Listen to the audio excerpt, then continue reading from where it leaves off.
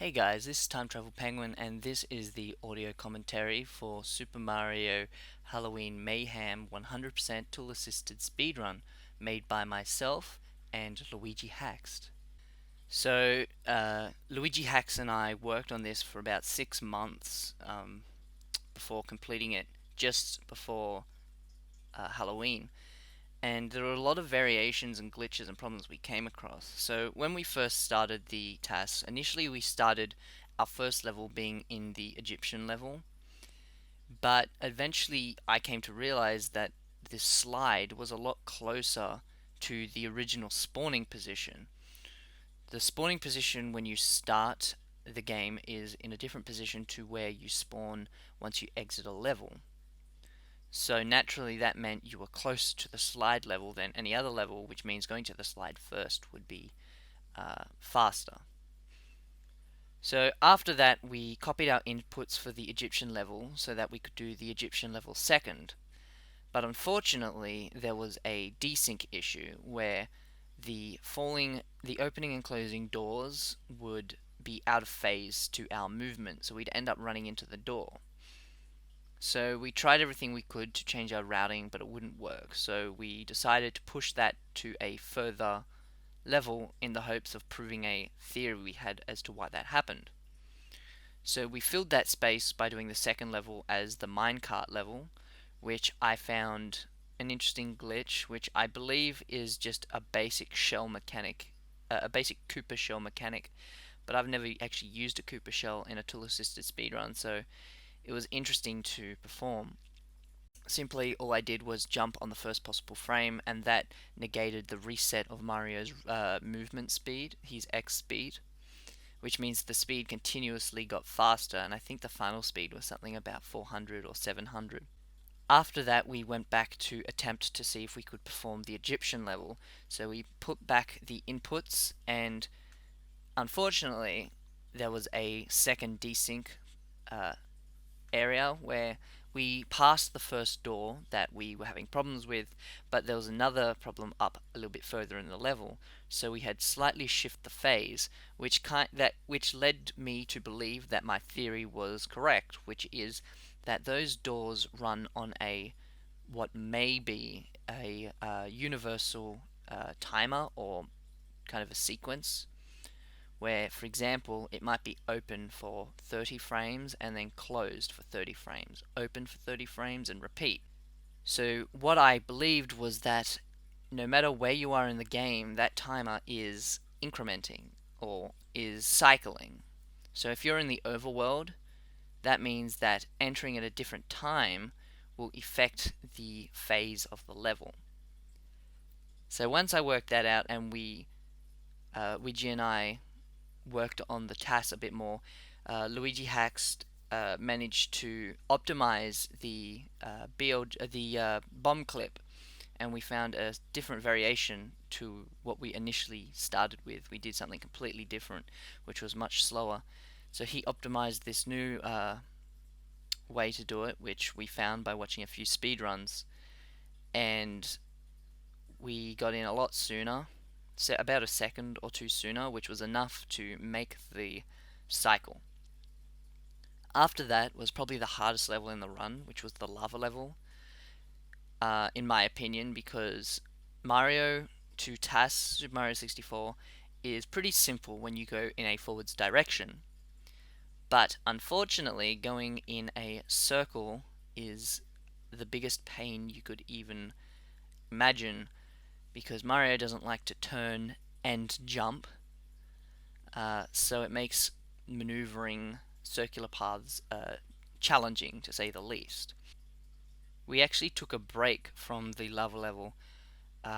We got about halfway through. I managed to route and task half of the level before we eventually gave up because we got frustrated with it.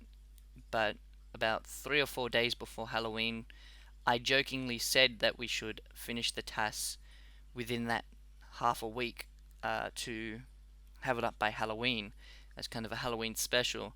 The next level was the clock level. Once Ouija had finished the lava level, which I started, we had to do the clock level. I did some basic TAS of the button, which was something I wanted to see if I could skip, because being able to skip the button and still enter the clock level would be a massive time save, probably about 5 to 7 seconds. But unfortunately, there's no way to clip behind the hour hand or minute hand, whichever the clock hand is that's covering it. So unfortunately, you've got to actually press that button. At this point in the TAS, I was really busy with real life issues, so Ouija decided to do the next 3 levels on his own. After the clock level, he did the soup level and the ghost level. So the soup level was interesting because after he sent me the TAS file saying he completed both the soup level and the ghost level, and I woke up and saw the messages, and I was like, oh, that's awesome. It's been a day and he's done 2 extra stars. So I had a look at it and it desynced on my end. And I was certain that something was wrong with his inputs. So we spent probably about an hour trying to figure out what happened. So the problem was when Mario went to collect the key to enter the ghost level, the key didn't appear because you only had 34 out of 35 required coins. So we looked back at it and I couldn't see why there was a missing coin. It turned out on my end something went wrong with my game file. Somehow it had gone corrupt and there was coins in an area of the level, of the soup level. At the end of the soup level there were yellow coins that shouldn't be there, or at least they weren't there in Ouija's ROM, in his TAS, and we even confirmed that it was correct that the coin shouldn't be there by sending it off to a third party. So it was confirmed that it was on my end.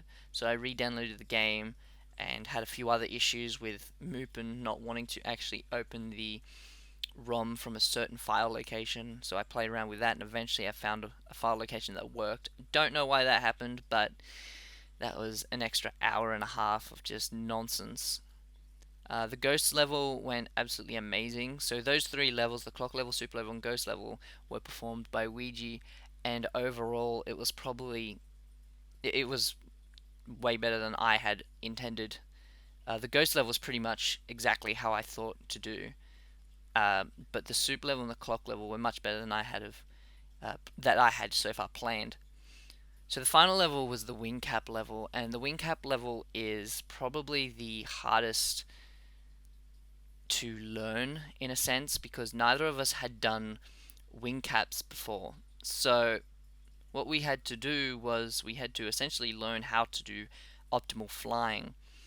And so I went off and routed it, and I did a very similar route to Frame Perfection's, I believe, world record speedrun.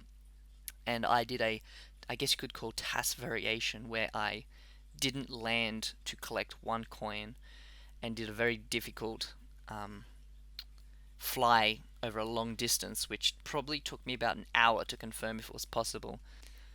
So overall, this TAS, even though it took 6 months to do, it was more than an experience. And there's plenty of things at the beginning of the game, such as the slide, which I'm not a fan of. I do not like slides.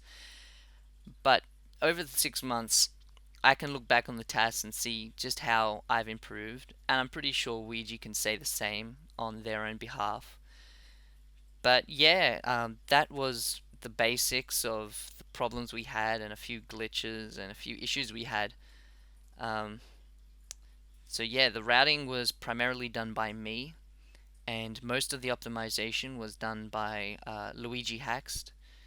I did TAS, I'd say 1, 2, 3, so 2.5 of the levels on my own, and they were untouched by Luigihaxd, but everything else was optimized on his end. So yeah, if you enjoyed the tool assisted speedrun, feel free to follow myself, TimeTravelPenguin, or head over to Luigihaxd channel, and there should be a link on the screen and in the description below. My name is TimeTravelPenguin, and thank you for watching this video.